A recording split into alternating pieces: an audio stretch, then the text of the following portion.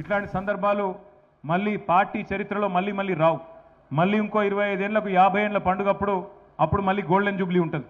కాబట్టి ఈ రాష్ట్రంలో ఉన్న ప్రతి గులాబీ సైనికుడు, ప్రతి కేసీఆర్ మరి దళంలోని సభ్యుడు అందరూ కూడా ఖచ్చితంగా ఇక్కడికి చేరుకునే విధంగా ఏ వాహనం అందుబాటులో ఉంటే ఆ వాహనం అందిపుచ్చుకొని మన నాయకుడు కేసీఆర్ గారికి అదేవిధంగా తెలంగాణ సమాజానికి ఒక కొత్త ఉత్సాహాన్ని ఇవ్వడానికి, జరుగుతున్న అరాచక పాలనను మరి ప్రశ్నించడానికి, వాళ్ళను ఖచ్చితంగా ఎదుర్కోవడానికి, ఎండగట్టడానికి, అదేవిధంగా బీజేపీ పార్టీ కూడా చేస్తున్న పన్నాగాలను గత 11-12 సంవత్సరాలుగా తెలంగాణకు చేస్తున్న అన్యాయాన్ని కూడా విడమర్చి చెప్పడానికి, అదేవిధంగా గ్రామానికి తిరిగి కేసీఆర్ గారి సందేశాన్ని చేరవేయడానికి మా వాళ్ళందరినీ కూడా కదిలి రావాలని విజ్ఞప్తి చేస్తూ ఉన్నాం.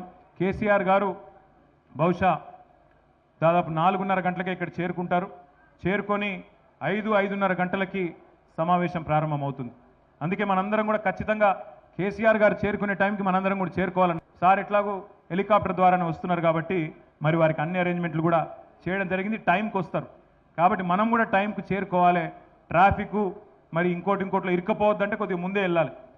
ఏప్రిల్ 27 నాడు మొత్తం రాష్ట్రంలోని 12,796 గ్రామ పంచాయతీల్లో ఎక్కడికక్కడ గులాబీ జెండాలు ఎగరవేసి మా సైనికులందరూ బయలుదేరాలి.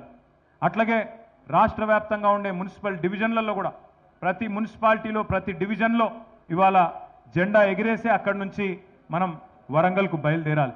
పొద్దున్నే ఆ కార్యక్రమాన్ని పూర్తి చేసుకొని రాష్ట్రమంతటా కూడా కదం దొక్కి చలో వరంగల్ అని చెప్పి అందరం కూడా ఇక్కడ చేరుకొని ఈ కార్యక్రమాన్ని విజయవంతం చేసుకుందాం.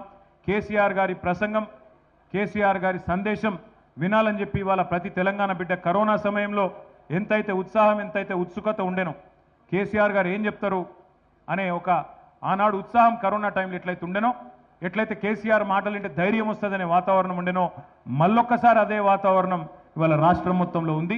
అందుకే తప్పకుండా ఈ కార్యక్రమం జయప్రదంగా చేసుకోబోతా ఉన్నాం. గవర్నమెంట్ మీద పోరాటానికో ఇంకో దానికో ప్రజలను రెచ్చగొట్టడానికో చేస్తున్న కార్యక్రమం కాదు.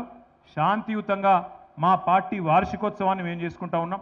మా పార్టీ వార్షికోత్సవం 27 ఏప్రిల్ నాడు కాబట్టి 25వ వార్షికోత్సవం రజతోత్సవం కాబట్టి పెద్ద ఎత్తున ఏర్పాట్లు చేసుకుంటా ఉన్నాం. ఇప్పటిదాకా సహకరించినట్టుగానే రాబోయే 3-4 రోజులు కూడా సహకరించి ఎలాంటి విఘ్నాలు లేకుండా, ఎలాంటి అవాంతరాలు లేకుండా ఈ కార్యక్రమాన్ని విజయవంతం చేయడంలో సహకరించాలని జిల్లా యంత్రాంగానికి అదేవిధంగా పోలీస్ అధికారులకు కూడా విజ్ఞప్తి చేస్తూ మీ అందరికీ కూడా హృదయపూర్వకంగా సహకరించినందుకు ధన్యవాదాలు.